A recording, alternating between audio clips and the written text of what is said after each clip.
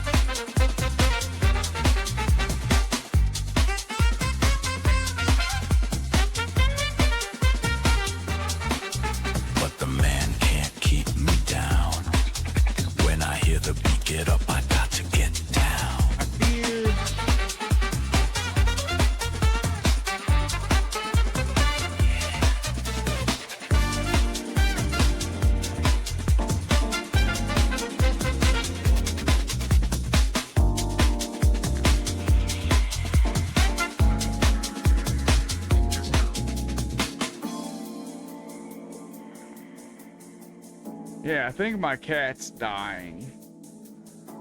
Like, no joke. I think the cat's dying.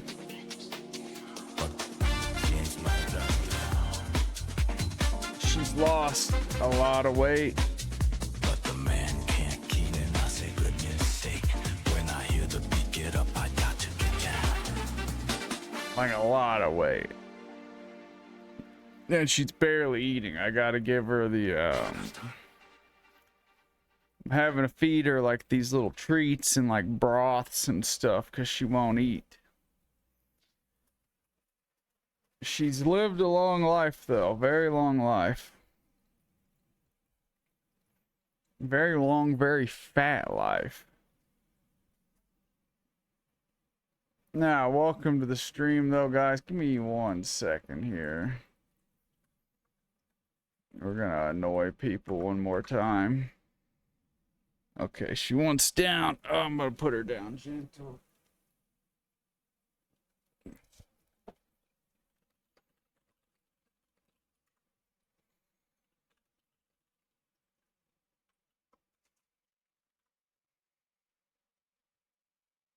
I love my cat.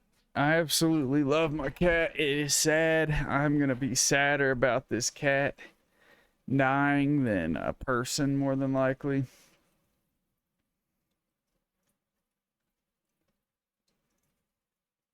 But yeah, oh yeah, it's been a long time coming for the cat. The cat has had health issues.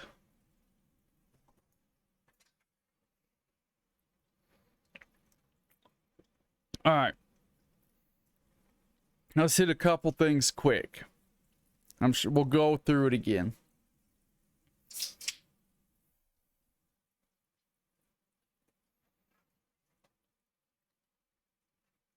Make sure I'm on the right docket.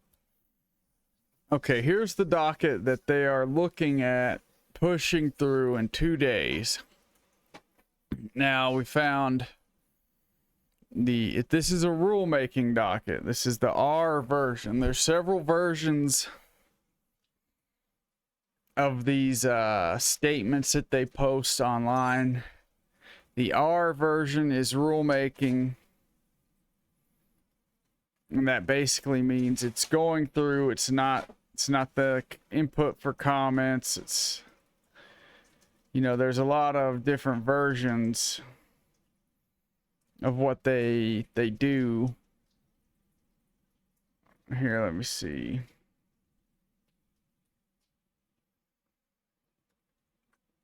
Yeah, here's the documents on public inspection. Schedules of controlled substances, temporary placement of Mitragynine Psuedoindoxyl, MGM15 and MGM16 as Schedule 1. Once it is published, it will be available on this page in an official form. Until then, you can download the unpublished PDF. Let's look at the unpublished PDF.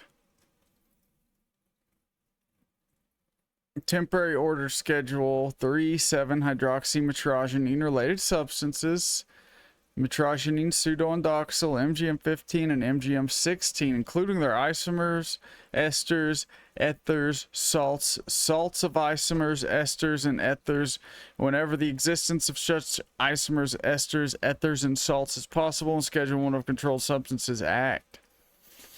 DEA bases this action on a finding that placing Mitragynine Psuedo blah blah blah blah is necessary to avoid an imminent hazard to public safety.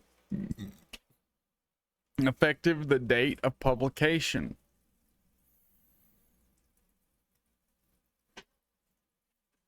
Now, the issue that people have been asking about is, what does this do to regular kratom? What does this do to plain leaf? Plain leaf, in its natural form, is going to have a small amount of 7-hydroxymitragynine in it.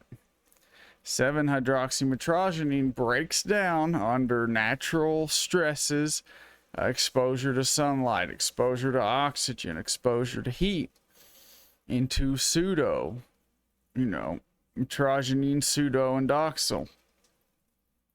So it's going to have trace amounts of pseudo in it. This could also affect a large number of 7 products, as when they break down over time, it breaks down into pseudo. So a lab that's making 7 and not doing it in a very clean, controlled manner is going to produce a certain amount of pseudo along with the 7, and therefore that product will be Schedule 1. You'll have to have a very clean, well-regulated product for it to not have pseudo in it.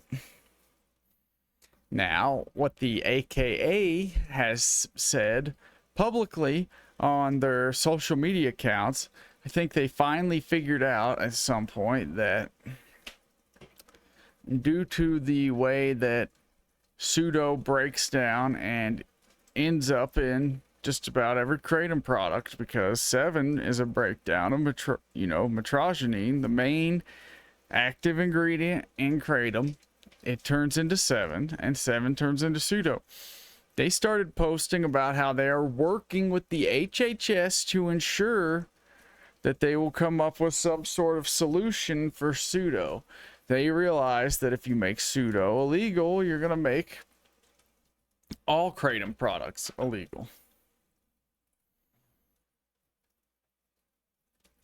Now, I don't know what's going to happen here. Looking at the unofficial document here, it doesn't appear to have a threshold level for anything. It appears to just be outright.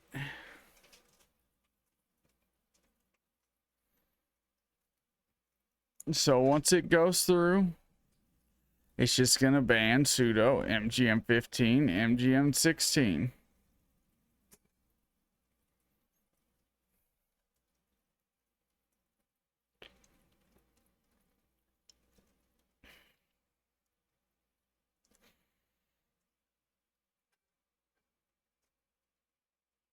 Thank you for joining us, Wide Scope. Of course, I saw the news and I said, let's break this down in a way that's going to be easy to understand, especially after I joined a couple rooms and I saw a lot of misinformation. I don't want to call it misinformation, just misunderstanding. There were a lot of people that did not understand how everything relates to each other. You know, it's a complicated issue.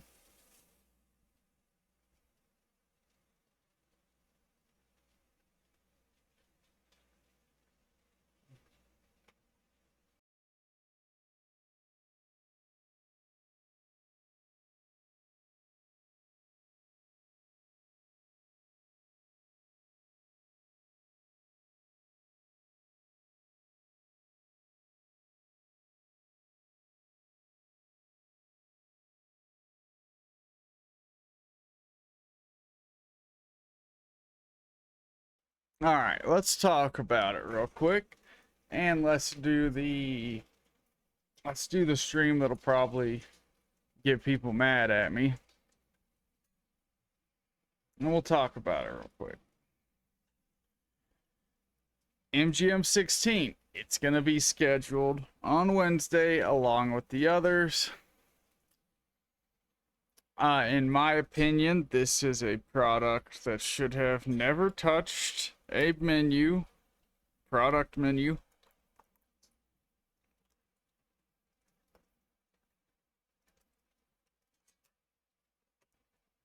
It should have maybe seen more research, but instead of that, we're going to see Psuedo, MGM15 and MGM16 all get their schedule pushed up. Let's look at this one more time before we move on. Where did it go?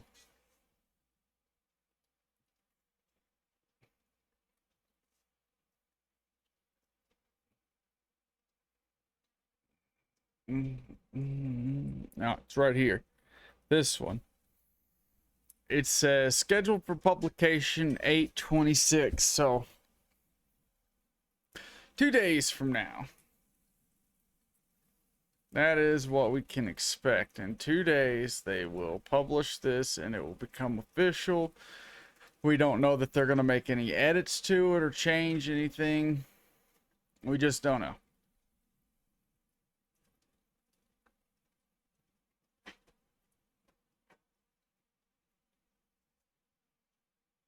Someone said somewhere in the document that they specifically mentioned this is happening because some vendors started selling MGM16. I saw a document published that basically it was like originally they didn't see MGM16 on the market. They knew of its existence, but it wasn't on the market. They said we haven't verified it's on the market. And then the latest publishing was recent events have shown that MGM16 is now on the market. So here's the thing that I've talked about.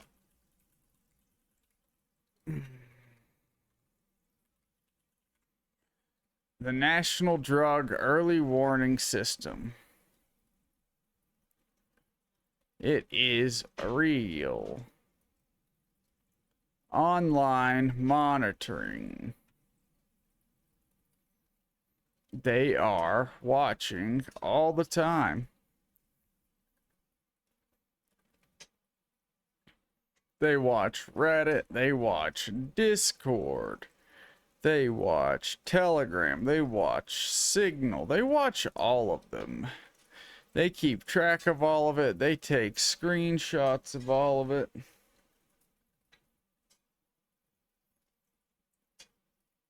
They know what's going on.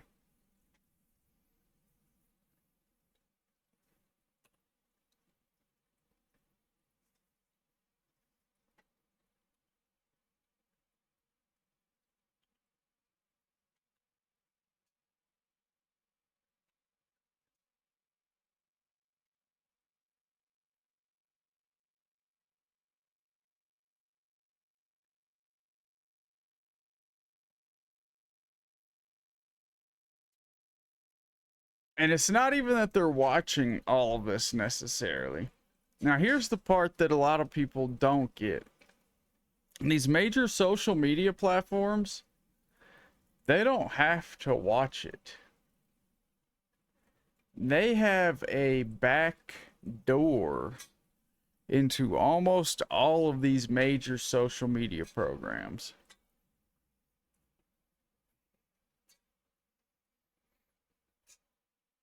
They can see your Discord group. Even if you have a private room in your Discord, they can look into it. I mean, they've been doing this since MySpace and Facebook.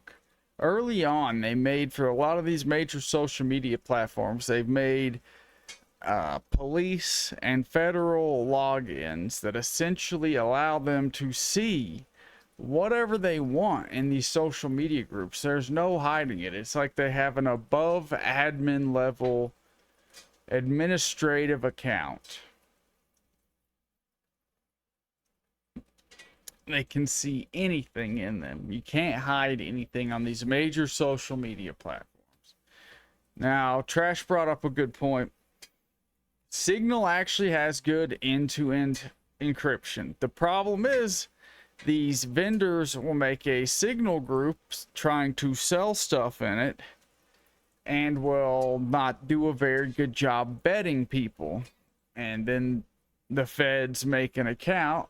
They act like a user. They go in there. They pay a guy to fucking cut it up in the Discord, on the Facebook group, whatever it is. They've done this for years. They pay a guy to like hang out online, cut it up with you, and order products from these people. The products they order, they send to the lab, they document it, they file it away in a cabinet, and then when this guy gets invited to all the different groups, they take screenshots from inside of them. So even with the encrypted services, I mean, the easiest way to hack something is socially. You just social engineering it. Just act like a regular person.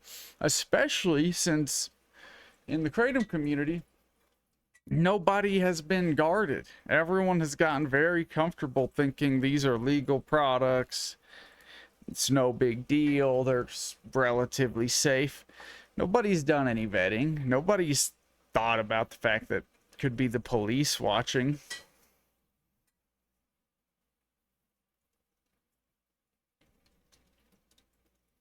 Dabbit says, you're telling me they can see my nudes. Yeah. Oh, yeah. They can see your nudes. And if it's on Discord. But yeah, that one too.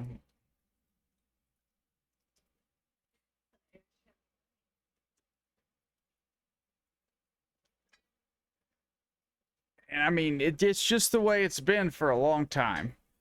The government has had their hand in every fucking pocket, and the kratom industry's gotten big enough, and I mean, the fact that they have the National Drug Early Warning System set up to watch this community is all you need to know, really. They're watching. They're taking pictures, screenshots, they're documenting, they're keeping track of it.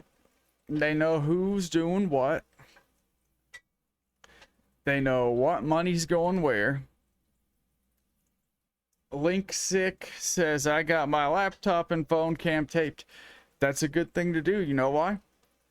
If you've ever seen the pictures of Mark Zuckerberg or any of these other big tech guys, they got tape on all their cameras. They got tape on the microphones. You know why?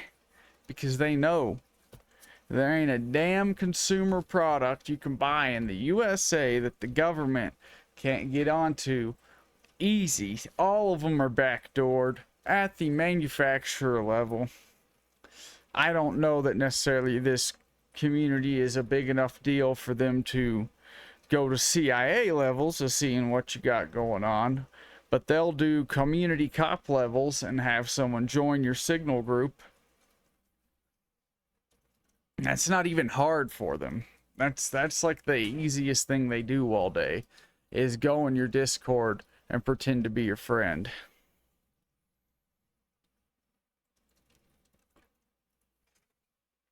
But with that out of the way, they know what's going on. They keep track of what these people sell. And they've probably been waiting for someone to slip up for a while. And of course they did. They said, okay, The problem is we got people in the community that are willing to do whatever it takes to make a dollar. They don't care about the impact of their actions. Keep y'all's eyes peeled. I mean, you know, the other bad part of it is it could be any of us even. They could have a fucking Trojan or a registry bug or something on one of our computers. They've done that for ages. Target someone trusted in the community, backdoor their computer, and then everything they see, they see. What about Telegram? I mean, none of them are safe at the end of the day. None of them are truly safe. There are certainly levels to it. No, my Costco order is on the way.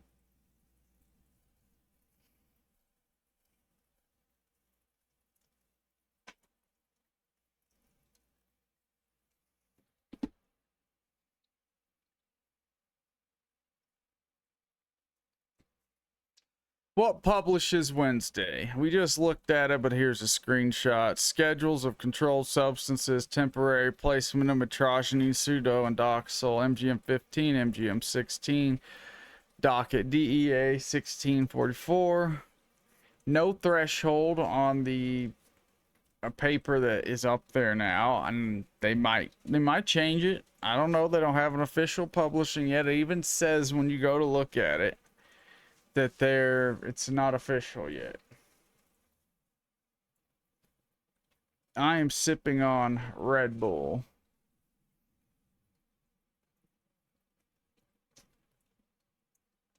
I don't think I've had alcohol in like a year or more.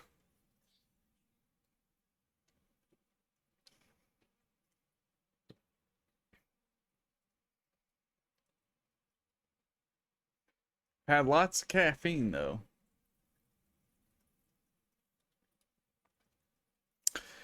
It was never natural versus synthetic. And honestly, that's the wrong thing to propose because I don't want to get too deep into it, but the threshold kind of goes in our favor. That you can play around with that.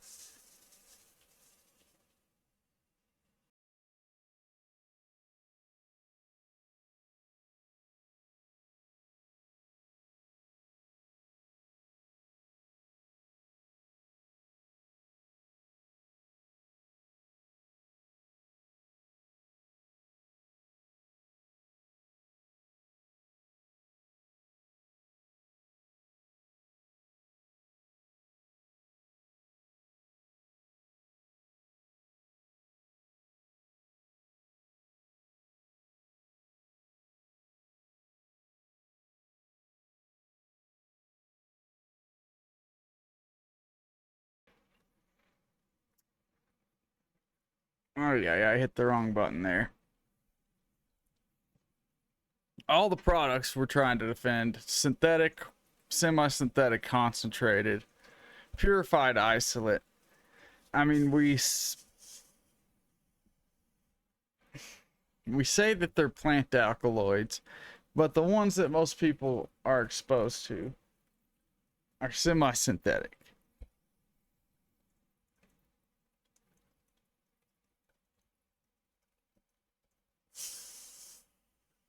The question is, what's the safety record? Is there anything published about them? Do you have any documentation, peer-reviewed journals, articles?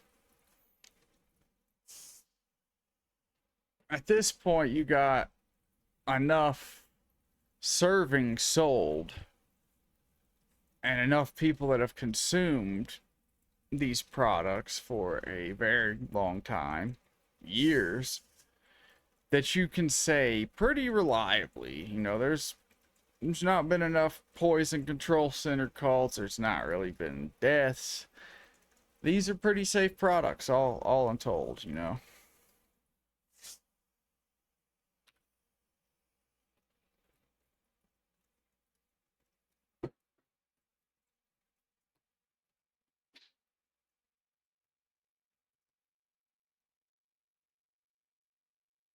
7-0 occurs naturally in the leaf. Years of concentrated consumer use behind it.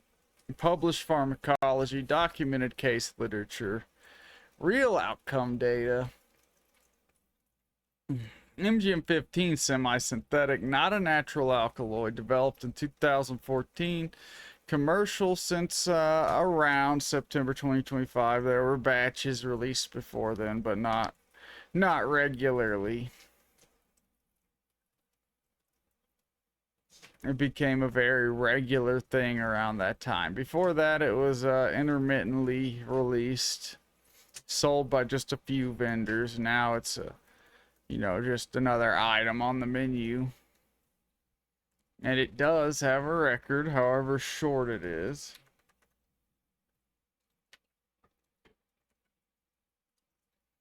MGM16 doesn't have any of that. It's a lot stronger than the rest of them. No track record. And their research still ongoing on its agonist effects, its efficiency, its binding affinity, and its efficacy, I should say.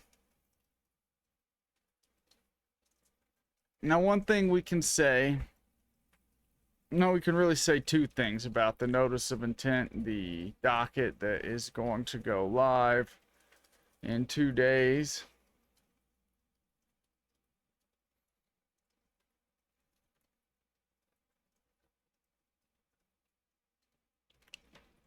Mitragynine Psuedoindoxyl needs a threshold. If they're going to do what they say they're going to do and protect leaf, it needs a threshold.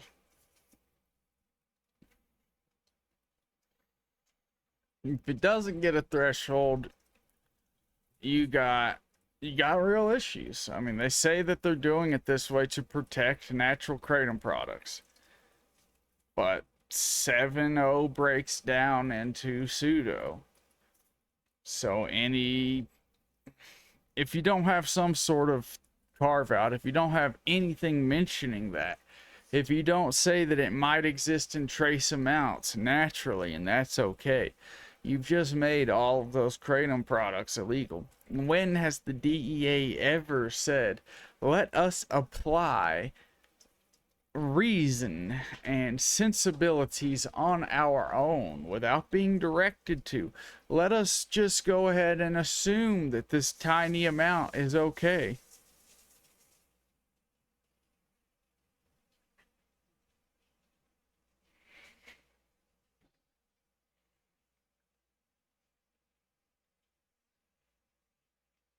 I'm sorry, I gotta stop every now. My lady's washing her hands like every 2 minutes now. She's lying. I'm literally making him dinner. Don't listen to her. She's a liar. This is how I get treated after slaving away after 8-hour shift. She's laying down on the couch right now.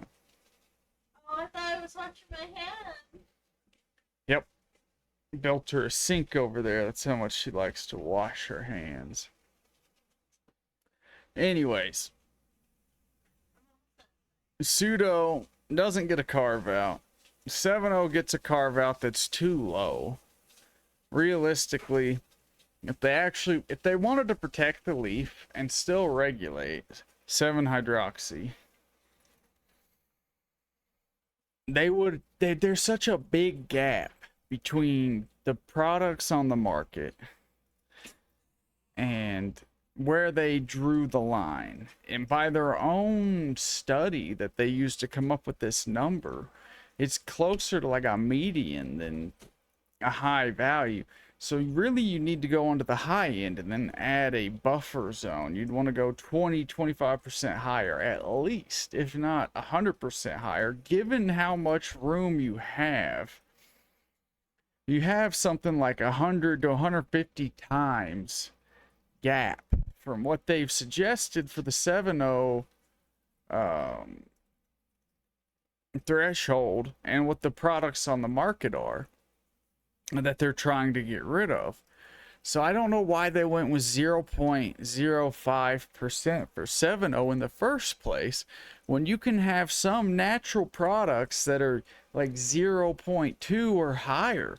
We've seen 2% 7 products that are natural. It's just like natural leaf products gone through a water extraction to make a natural extract, and they have 2 to 5% 7.0 in them. So you're going to, on accident, get rid of all of these natural products that they say that they're there to protect. So realistically, if they, we heard that they might open up the docket again for comments.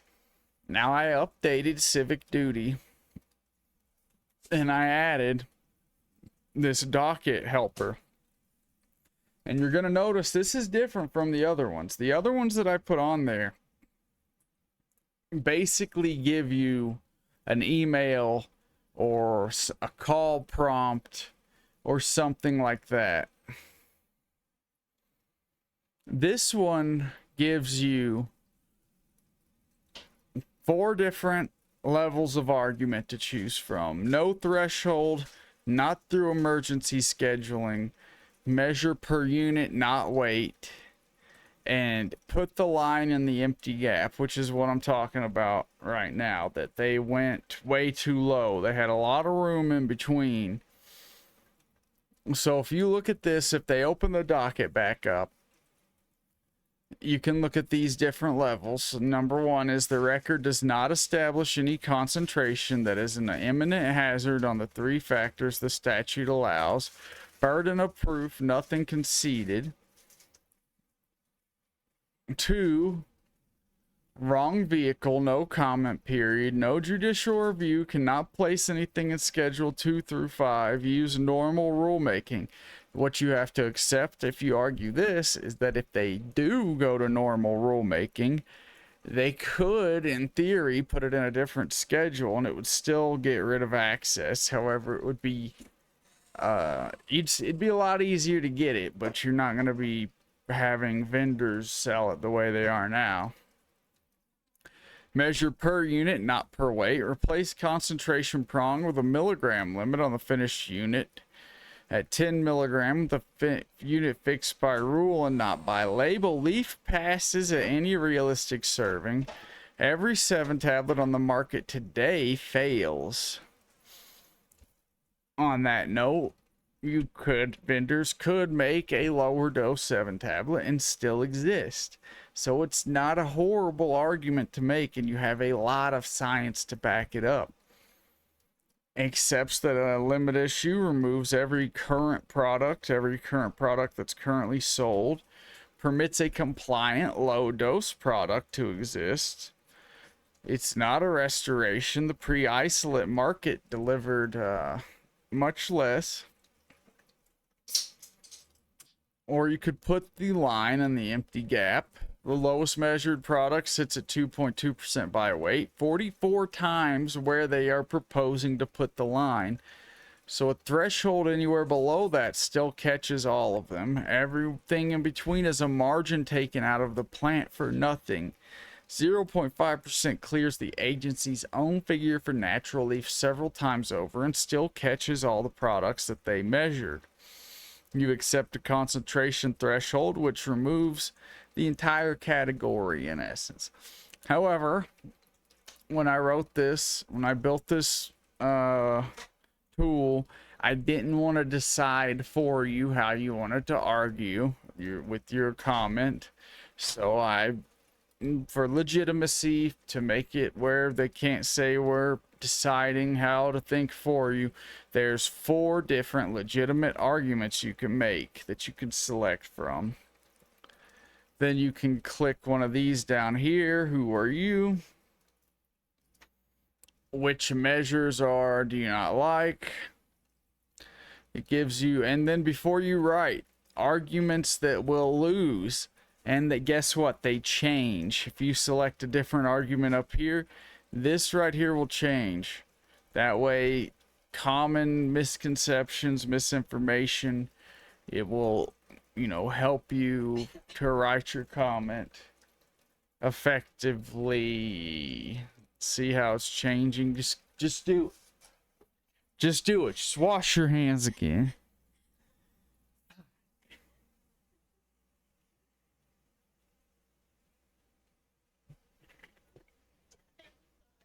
Let me read some of the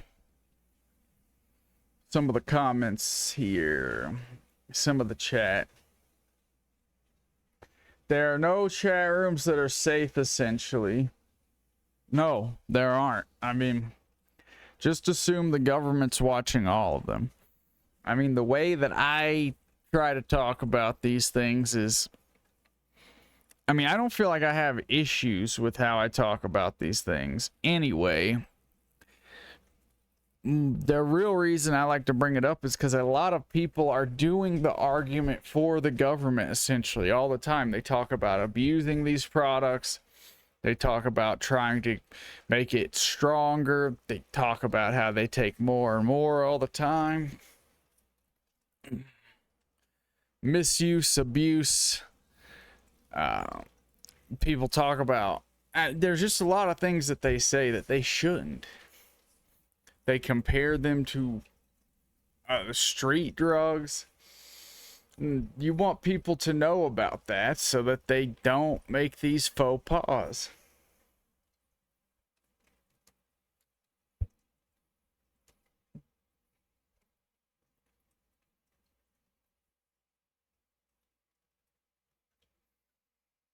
Did you ever see the old official government petition website that the government tools took down?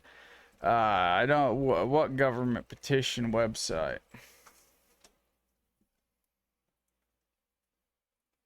It says that kratom got 130,000 signatures to 142.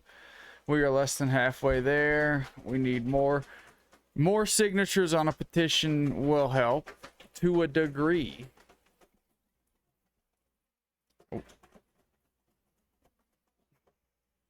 What's going to help a lot more than that is phone calls. Noobgasm hit the nail on the head.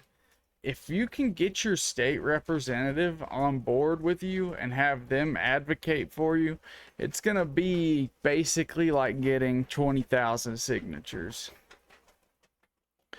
If you have several state politicians in Congress all asking the question, why are we doing this? Why is the HHS trying to make relatively safe products illegal? You don't even need the petition at that point.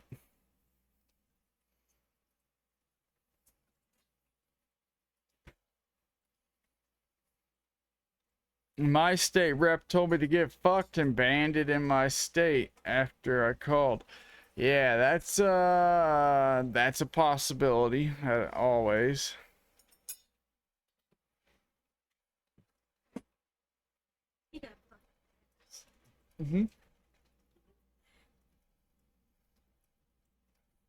Oh, petition.whitehouse.gov. I don't remember that one, to be honest with you.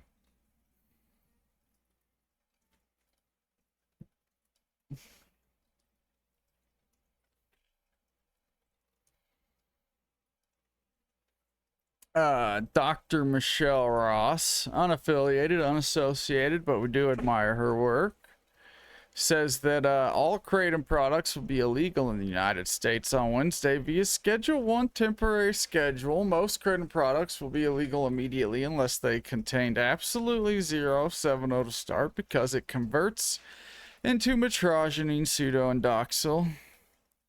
Ones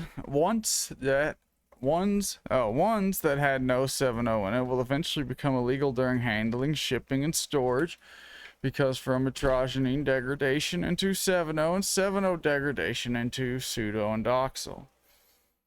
Oh, and 70 is an isomer of Mitragynine Psuedoindoxyl, and all isomers of Mitragynine Psuedoindoxyl are scheduled. The order is a nightmare. Yeah, it says all isomers, esters, ethyls,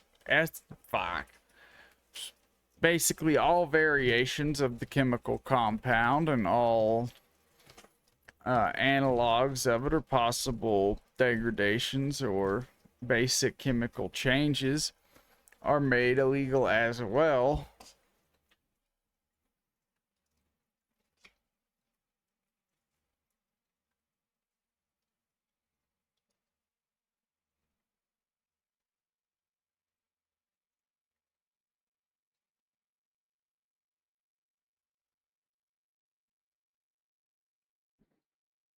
Yeah, here you go.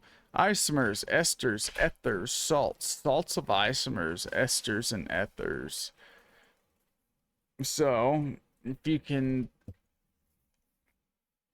associate one chemical to the other through any type of isomer, ester, ether, salt, then that's also illegal. But all of the major kratom alkaloids essentially share that type of translation.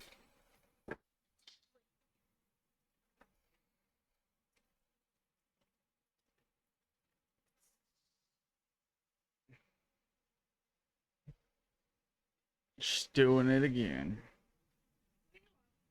She's washing her hands.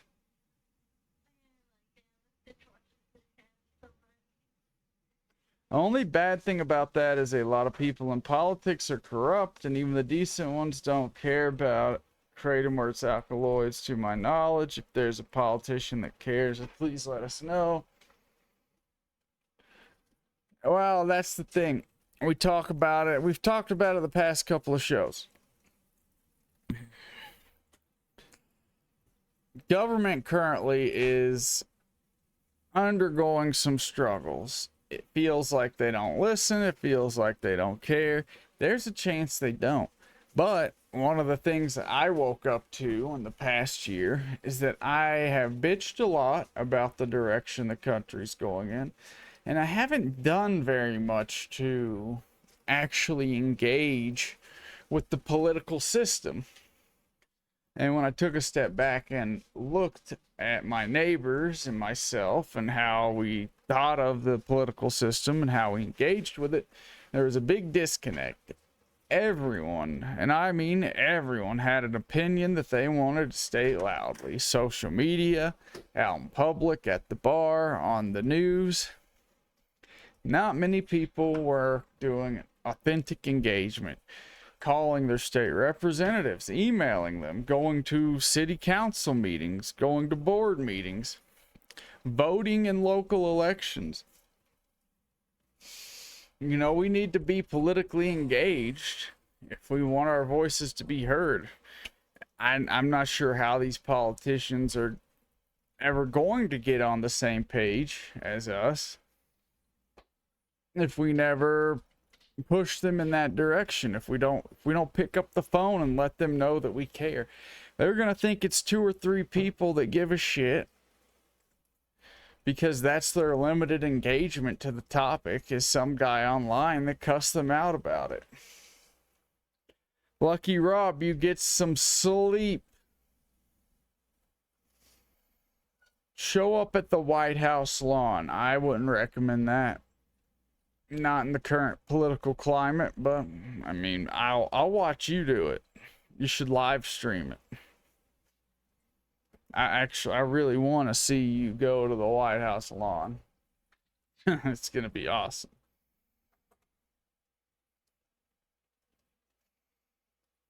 But we need to be politically engaged. And you know, it's hard for us to judge how our state representatives behave if we're not politically engaged, because the problem is, on the other side of the aisle, a lot of the people that are against us are politically engaged. They are making the phone calls, they are showing up at the meetings, they're donating to campaigns. Hell, they're running phone banks. They're getting other people to call.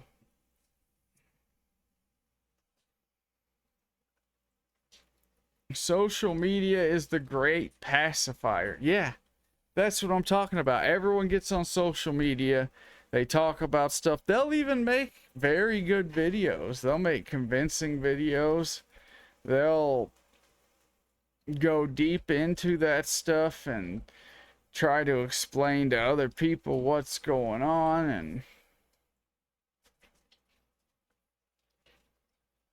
and the fact of the matter is that doesn't do much.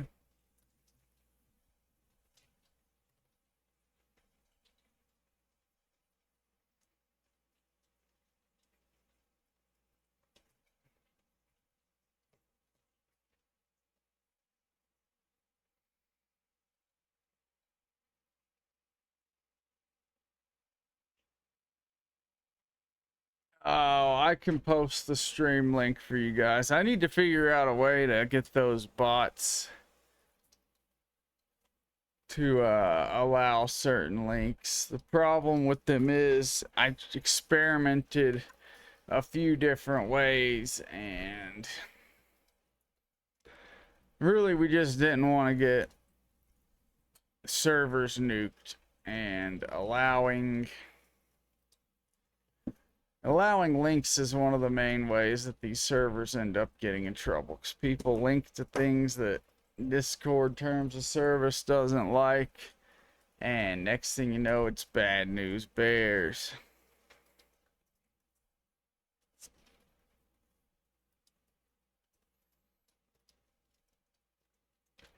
But I could fix a lot of that, I think, right now.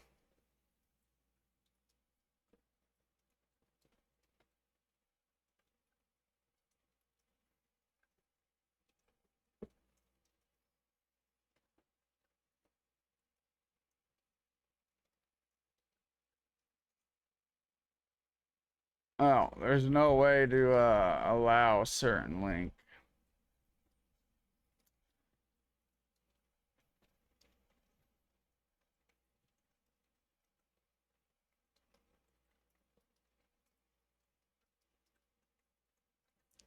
So we would just have to turn it off. I'm not gonna lie to you though, I've been preaching about being politically engaged. People feel kind of lost politically for a few reasons. Ever since Citizens United, or they equated money to speech, it's been very difficult to have your voice be heard. Unless we unite across a front and everyone joins in, everyone. You can't just be a person that says, I don't want to I don't want to join in on this. I don't want my name associated with it. I don't want people at work to know I even advocated for this. You get half the community doing that, and we're basically neutered. Everyone has to be on board. Here's the thing. They can't scrutinize you for wanting to be politically engaged, regardless of the topic. It's not like you're out there saying we should legalize kissing your dog on the mouth. This is a basic, you can just argue this from a basic freedom angle.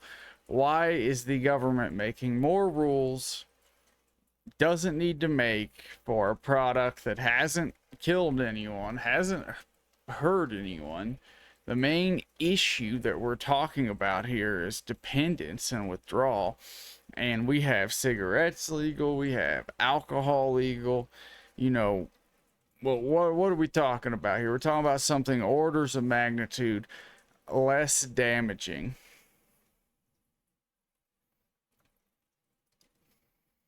And yeah, you can even argue, like account user says, you can argue it from a I'm advocating for pain patients, I'm advocating for freedom, I'm advocating against government overreach, I'm interested because my grandma uses this for her cancer. No one needs to know your exact reason for wanting to advocate for this.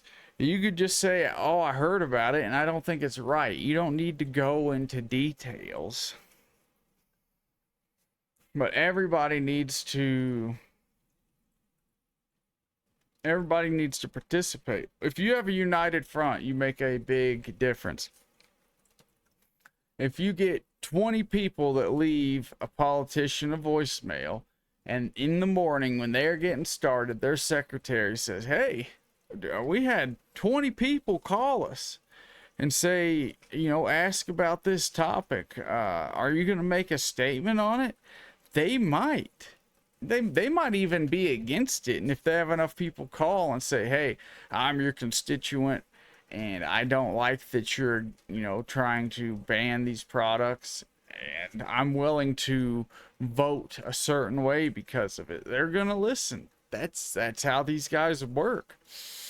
I mean, even bigger news, if everyone could come together and hire like a lobby company, even a bigger impact, you know. You know, that's what I said it on one of the streams. I said, hey, you know, I'm pretty impressed with the heart, because I was looking at some of the I was looking at my national politics map, and that's an app that I'm working on. It's gonna have to be hosted on a private server. It takes a lot of power to run it. The databases are absolutely huge. I will actually fire it up right now just to show you guys this information. Let me compose up my Docker here.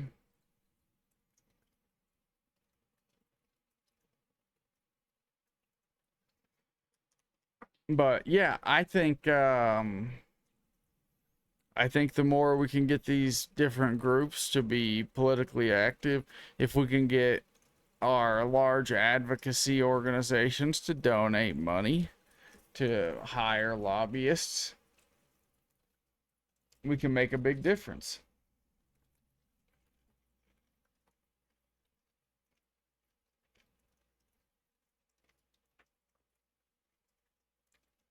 And that is a good point to make. One of the most important things we can do is to get these companies involved. They are making money on these products. They have the money to invest, and they have every reason to want to spend the money. That's why I think moving forward, one of the things that I wanted Haven to do was to look into a self-regulation standpoint. We have the draft regulations. Oh, I updated the website. It took a bit of work here, but we got it updated. Looks a little bit better, I think.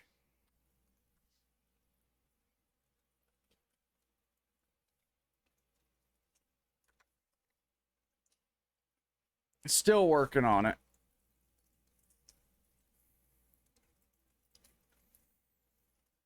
But you got some of the tools that I built and put on my blog, like the Represent Me tool, where you can look up politicians and state representatives. And then we've written about bills, and you can click on a state and see active bills there. Hey, look, we're down here to South Carolina, New York, Massachusetts,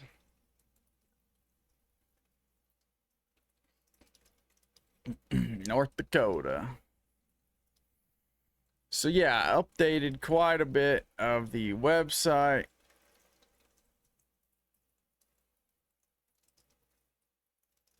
Let me see if I can find the draft regulations. Oh yeah, here you go. Here's the general breakdown of the regulations.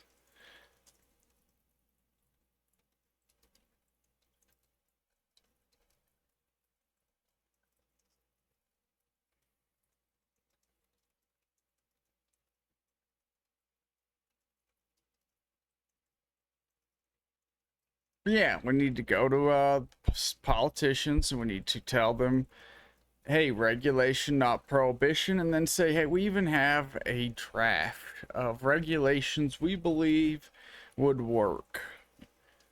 You know, you're going to have some sort of state administration folded into the, you know, a health committee maybe, or an agriculture committee, depending on how the state wants to handle that. Have business registration.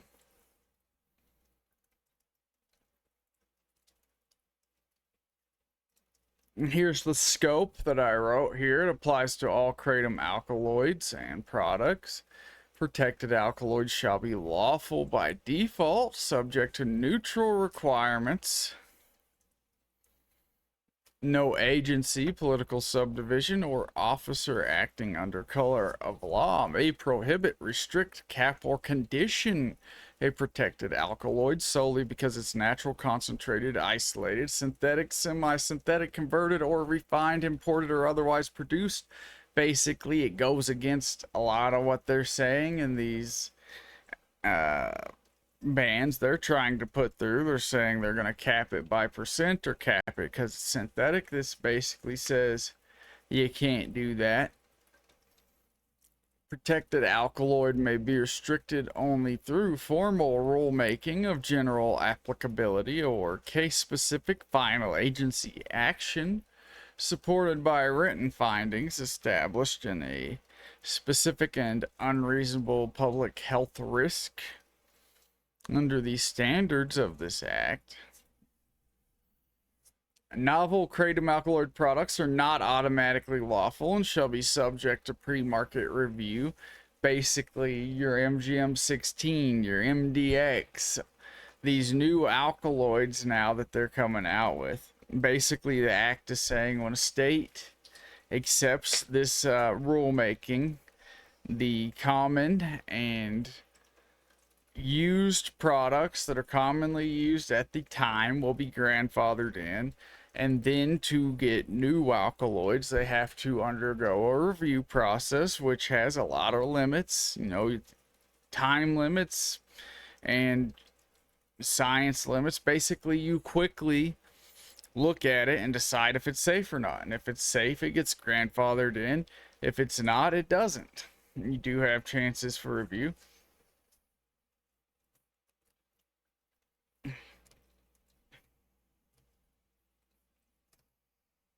Oh, I would love to talk to Hamilton Morris about some of this stuff. I do think that he would most certainly be on our side, especially about the idea of sensible regulation. And like I said, when I worked on these regulations, I wanted it to actually be sensible. I don't want to just defend our side because, we like these products. There are rules here to protect consumer and to protect small business and to protect the state. Everything has to be sensible. There are limitations. Just because we say you can't have a percentage cap doesn't mean it's everything goes. You have to have lab testing, you have to have chain of custody documentation, you have to have educational materials, childproof packaging. Businesses have to give their employees personal protection equipment,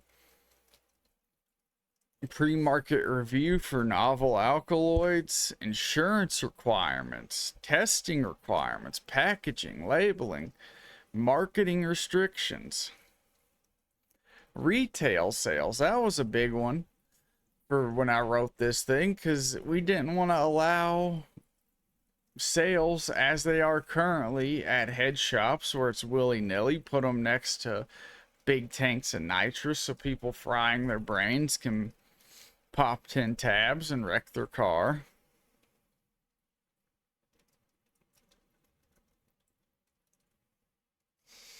Pardon my ignorance, but as a lobbyist, someone to butter up politicians. A lobbyist is a paid political advocate. Typically, lobbyists are groups or committees that register with the state as lobbyists. You can hire them to petition politicians over certain subjects. The reason you would hire a lobbyist is that they are well equipped to navigate the political landscape. They understand how to speak on subjects in a lawful manner. They have the right networking skills, and they know people in politics already, so that gets a foot in the door. And they can do certain things that money on its own can't do, and that a person who's not politically acquainted can't do. They can get the meeting that otherwise couldn't be gotten because they know enough people in the system. I don't necessarily agree with how prevalent lobbying has become. I think it's gone way too far. I don't know why we've allowed our government to get so comfortable with the idea of paying for political access, donating to campaigns to push our politicians in a certain direction. I think we've gone way too far, bridge too far on all that. We should really be talking about reeling them in so that a regular person that wants to be politically engaged can reasonably move the dial. You don't want one person to be able to just decide how a law happens or not, but you do want your average person to feel like they can have an impact.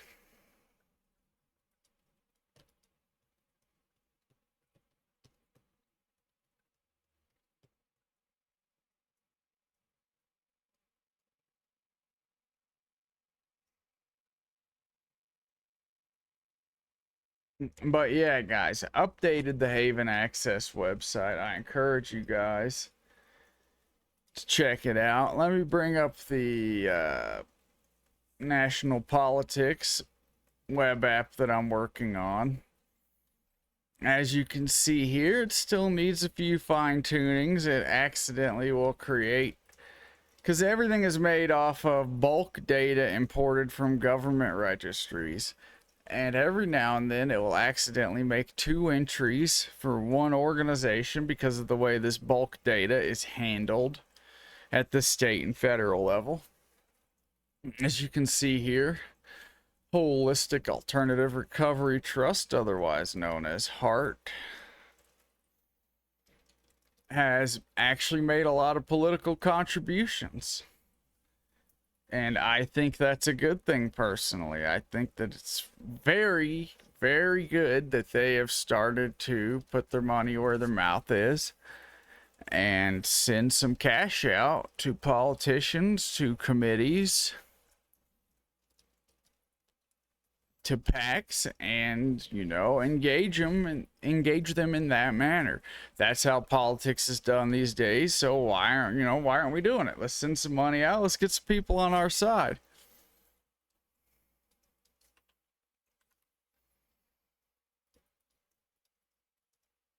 You can just look at it and see they've been very active in that manner. Not a bad thing at all, in my opinion.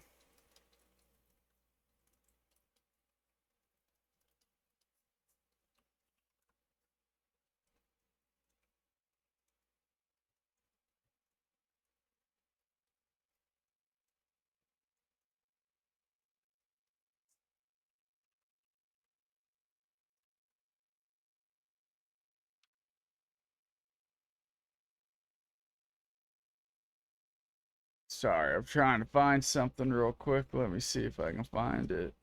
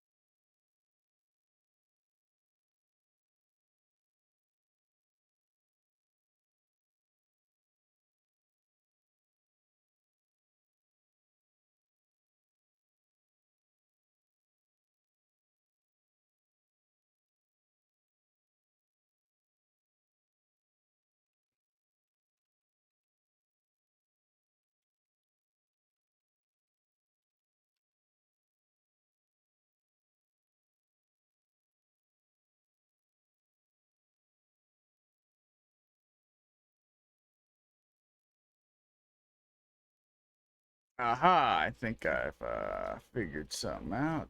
Da-da.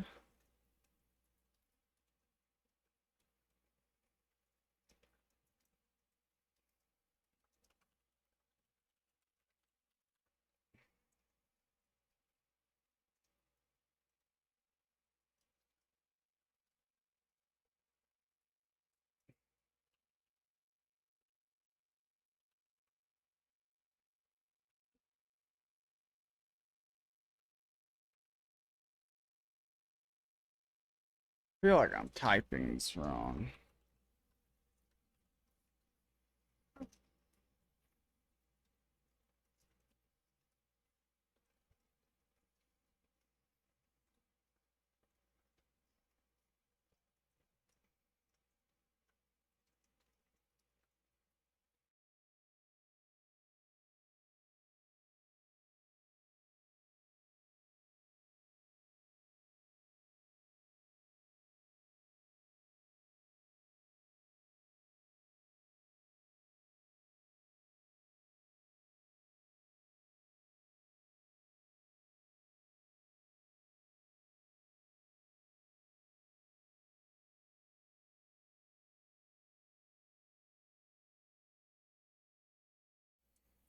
Okay, here we go. Let me read some of the questions here. Speaker that can be bought, in essence. Average person can move the dial. I agree. Oh, the founder of the AKA, Susan. I actually liked her a lot. I thought that she was a good person to be in charge of the AKA. Kind of sad that she got kicked out of there. Wasn't that a hostile takeover?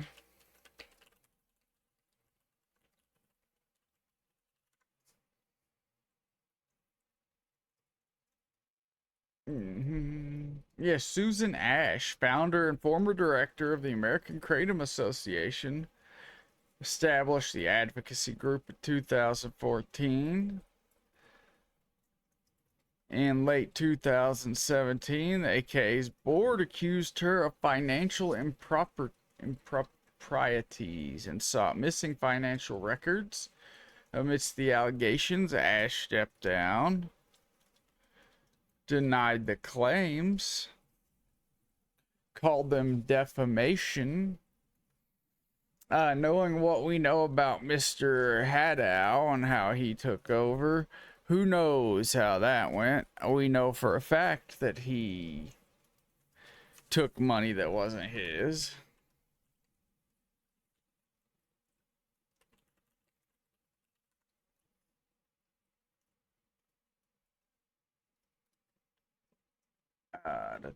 McLean Hadow.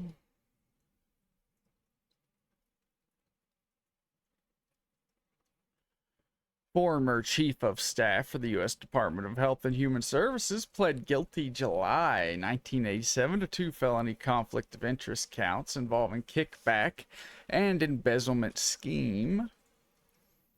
Pled guilty to 2 felony counts of conflict of interest. It says they dropped 5 related mail fraud and false statement charges. Admitted to secretly routing over $33,000 in payments from a non-profit T-Bear Foundations, which he helped establish while at the HHS, to a credit union account he controlled with his wife, and pocketing funds from federal speechwriting contracts arranged for associates. Sentenced in September 1987. Served prison time.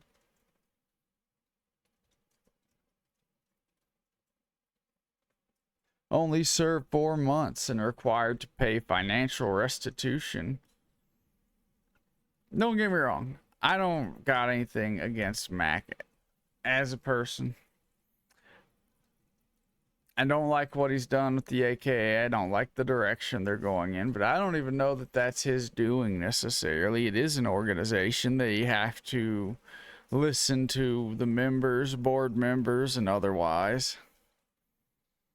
From what I understood, they were working with Hart at one point to establish safe limits and levels for 7-OH in products, and then the Global Kratom Coalition pressured them into changing their stance, and that's when they broke away from the agreement with Hart and established that they didn't believe there was any safe levels and started going in another direction.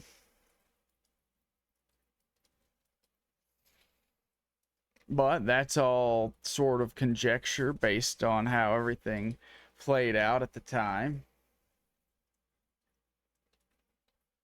But yeah, I don't think that Susan Ash being told she was spending money improperly, getting put out of the group and replaced with someone who spent money improperly, sorta, allegedly, well, convicted for it.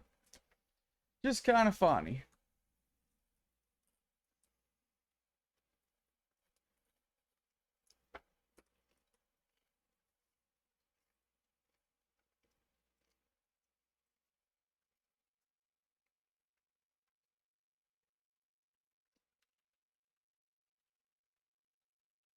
But yeah, I do hope at some point I can make this project public. The national politics map. That way you guys are able to use it to follow the money yourself.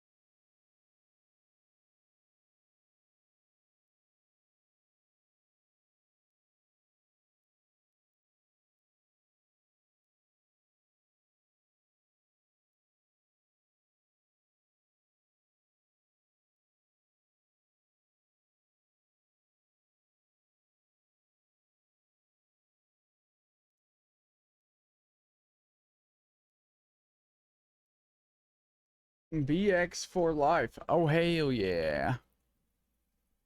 But let's come back to the political map in a little bit. I'm gonna see if I can't find some things on here. But back to more important news. With the thing coming up in 2 days, they said they're gonna basically make the announcement in 2 days. Schedule of controlled substance, temporary placement. You know, they, where was that registry? Was it on this one? Nope. We'll find it in a moment. Essentially, They said that they plan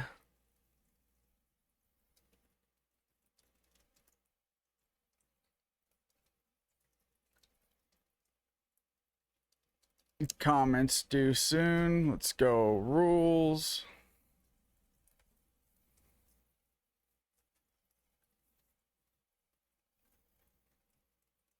Ah, yeah. Why can't I find that page? Of course I would lose it.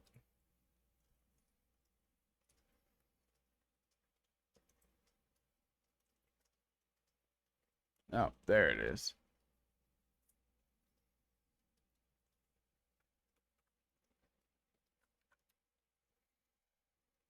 The Federal Register. It's not on regulations.gov. It's on the Federal Register. They've got a lot of pages where this stuff exists. That's kind of makes it confusing. What? 826? This bad boy goes live. I wonder why they have it at the very top.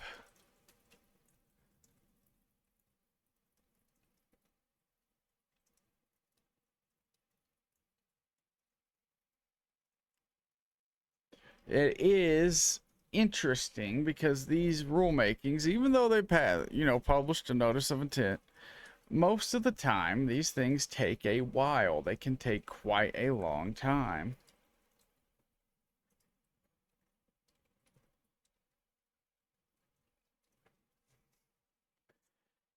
Susan Ash,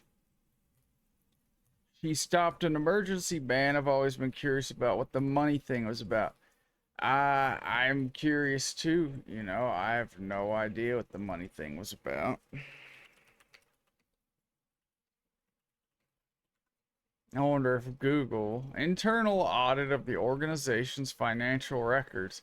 Either she was really bad at keeping records, or she was spending that money on herself, or just outright taking money for herself. Which is interesting given now we know with the way they're run right now. Hadow has his own little organization, and he hires them to do certain things. That's how a lot of these nonprofits will run nowadays. Some of the main members or the executives will have their own business or advocacy group, some sort of political action committee company. And instead of paying the executive big dollars, the executive has their own little business, and the organization hires their business to do some sort of lobbying activity or education or otherwise, anything involved in the activities of the nonprofit, what they would normally do. The organization owned by the executive gets hired out, and they can be paid any amount of money. Realistically, they can pay them hundreds of thousands of dollars to do some work, and then it kind of obfuscates where the money's coming from, where the money's going. Now, not to imply anything, because a lot of the times they're doing legitimate work. That's just how everything is set up. We have this person at the head of the table. We pay them $30,000 a year, and when something comes up, we hire their business to handle this stuff, and then that business gets paid appropriately. And that can actually work out better. So instead of paying this person in charge 100,000, 200, whatever it is, a lot of money constantly to be in charge of the nonprofit, instead you hire their business. They take a profit of some sort or a paycheck of some sort from the business that gets hired, so they can still have an income from the work they're doing, but have it more tied into the level, the level of engagement that they have to put out, depending on what's going on in the political spectrum and the industry that they're involved in. And it also helps them on paper keep a lower salary for their people if they want to keep up with appearances.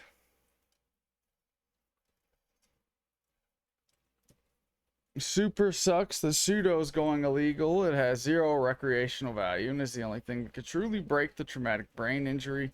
Migraines from military deployments. I'm saddened over it. I agree. I don't like it. I really don't. It's not the way that it should be. Psuedo is another one. It's like when they said they're banning SR because people are abusing it. SR-17. No one was abusing SR-17. No one was getting high off of it. It's non-recreational. It doesn't feel like anything. It's not something people are taking to get high.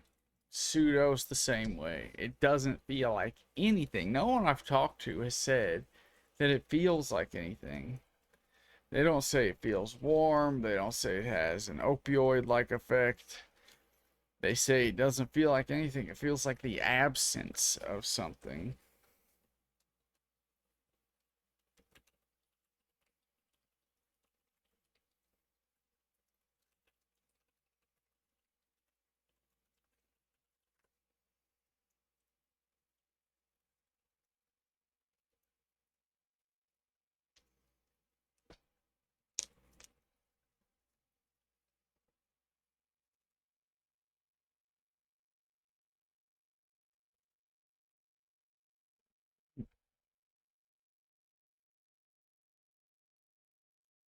Yeah, so I'm looking at the rules for a nonprofit hiring a business owned by one of their own executives or board members, etc.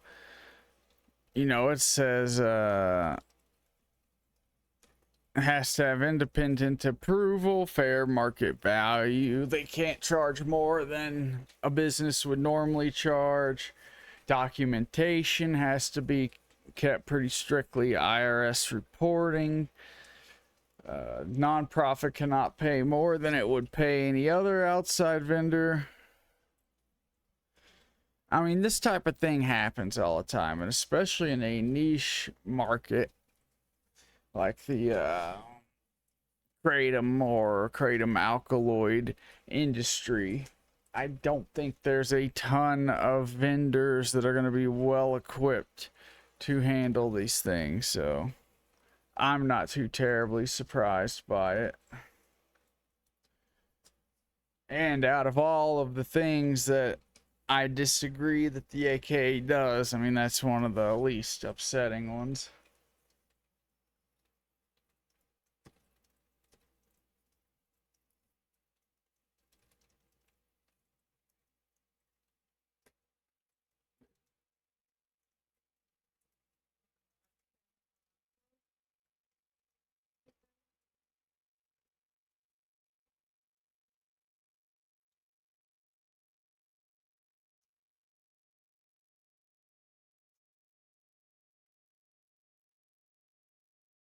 I've never once felt anything taking SR. That's facts. Don't feel anything off SR, but I do Psuedo.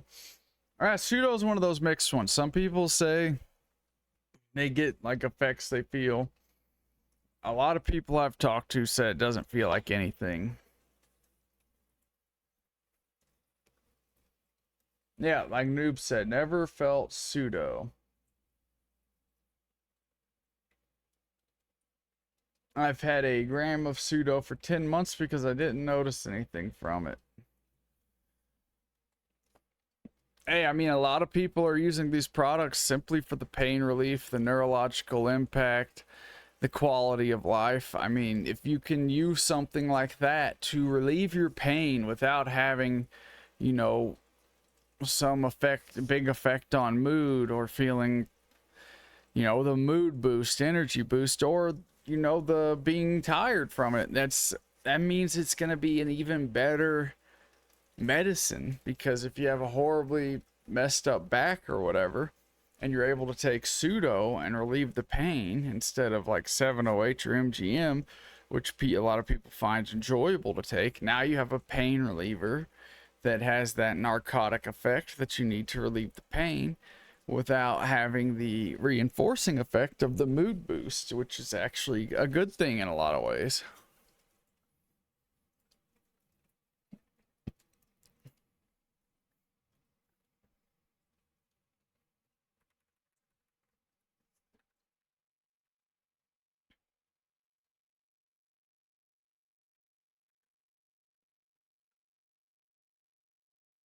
All right, we got a couple new things going on here. 2 New York counties are initiating bans of everything. This is something we could call in on, something we could look into. Albany and Oneida. Is it Oneida? Oneida? Oh, I need some kratom.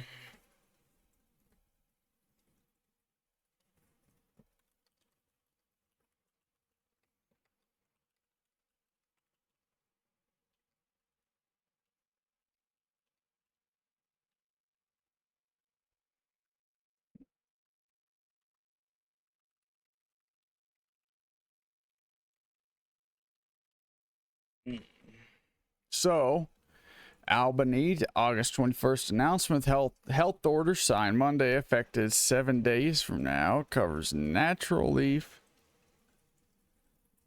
covers 7-OH. 1 county death in 2026 cited.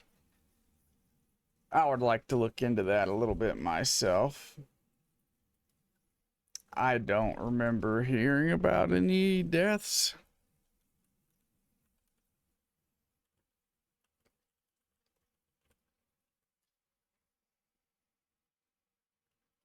Local moms share hope after Albany County bans kratom.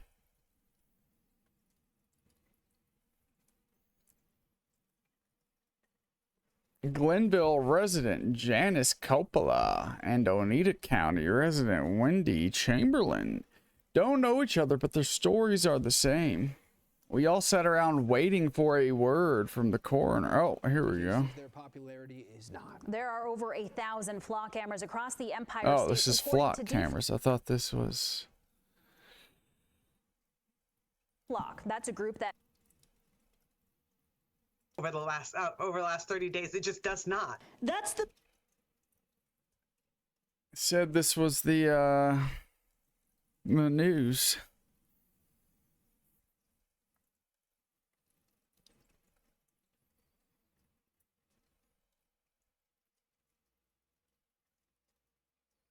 Her life's mission to spread awareness about a supplement some people may use on a daily basis. News 10's Vanessa Blasi spoke. That's all yours now. With the local mom whose son had been taking the substance for years but died Why isn't this thing playing? Come on. without warning.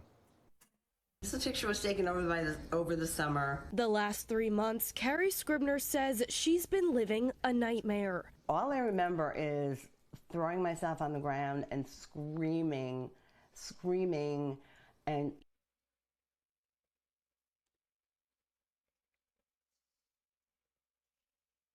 like pulling out tufts of grass, and I had grass in my hair and I had dirt on my face, and I've tried to stop looking for him, you know, in the crowd or outside or something, but it really feels like he's just gone. He is definitely gone. Carrie lost her 27-year-old son, Nicholas, in November to something she says many parents haven't heard of, a drug called kratom. But doctors like Angid Madan have been sounding the alarm. And it gets a pass because it's marketed as a hormonal remedy, but it is a drug of misuse. It is a dangerous drug, just like cocaine or meth. Carrie's son, Nicholas, began taking kratom to help with his insomnia. But Nick, being a nature child, heard of this all-natural herbal remedy, and that was kratom. And that decision on that day ended his life. Kratom is a plant from Southeast Asia. It comes in teas, pills, and even seltzers like these. Dr. Madan says not only is it legal, but it's very easy to find.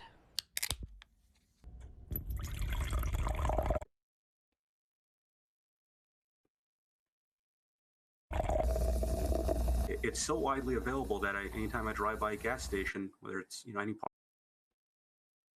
part of Albany, I see kratom being marketed and being bought at gas stations. Dr. Madan says there are a number of side effects. Carrie says Nicholas died of asphyxiation. Now, I will never know what he could have been, and I will never see him age, and I'll never see him, with kids or anything. I have to imagine it in my mind, and that really Why hurts. is this thing struggling? Carrie now calling for warning labels on all kratom products. She says she won't stop until it's done. No one protected him. Yeah, so Albany, New York. What is this, Saratoga County? Okay, that's still in New York.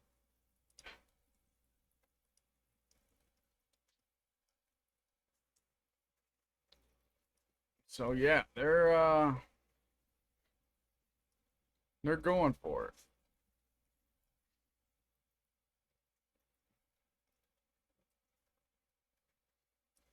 Where's the other Oneida?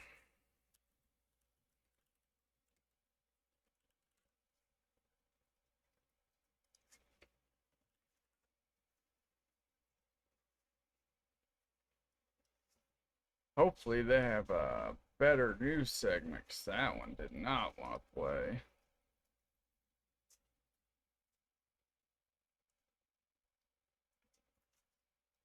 Good evening, everyone. Thank you for joining us. I'm Nolan Hyman. The drug kratom is now one step closer to being banned in Oneida County. Oneida County Executive Anthony Psuedo signed a law banning the sale of kratom countywide. This is following a public hearing today and a week after the Board of Legislators unanimously approved the legislation. Psuedo first proposed the ban back in May, calling it a growing public health concern and saying that the drug can act similar to opioids.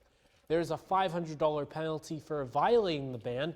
Any subsequent violations will result in a penalty of not more than $1,000 per confiscated item. The law is now submitted to the Secretary of State. Guys, notice anything?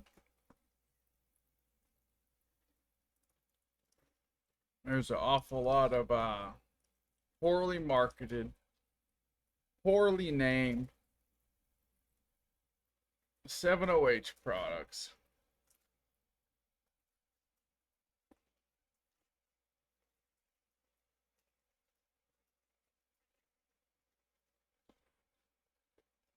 Oh, Phil, how's it going, Mr. Phil? Love to see you in the chat.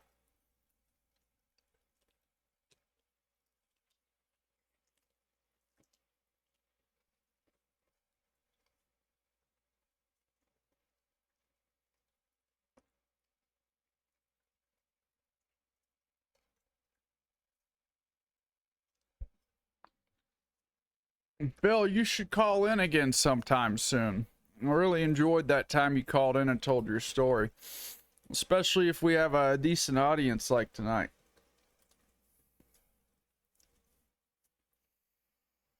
Yeah, I'm definitely going to look a little deeper into the deaths there, because as far as kratom deaths and 7-OH deaths, there is almost none of them that are not comorbid fatalities with much more dangerous substances involved. Oh, Phil, I'll towards the end of this segment, I'll shoot you the call-in number if you want to. We could talk tonight if you're able to. I won't keep you too long tonight. We'll try to get through it pretty quick.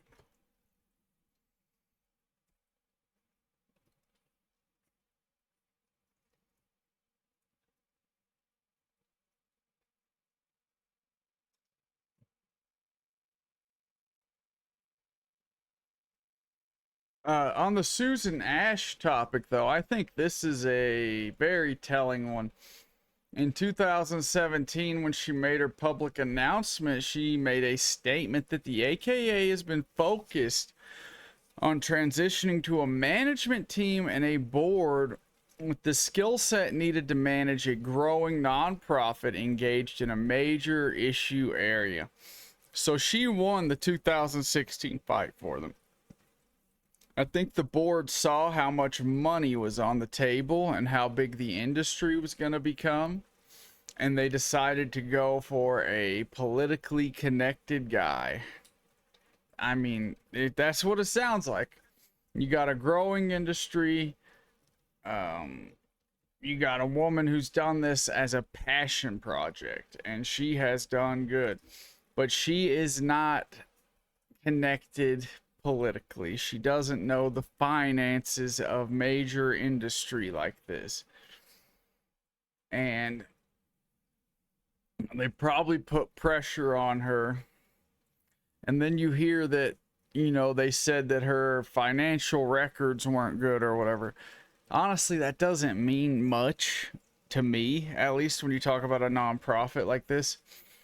Her financial records could have been bad because she didn't file things properly. She might not have, she could have gotten a hotel room and then not saved the receipt or something when she was going out to a rally, and then next thing you know, it looks like, oh well, Saturday and Sunday you had a hotel, you don't have receipts, and it was a town over from where you guys were protesting. Someone, you know, there's a lot of stuff when it comes to nonprofits like that, where if you're not used to that type of business, you can look like you're being kind of, you know, taking advantage of it, if you will, especially if someone wants to make you look that way.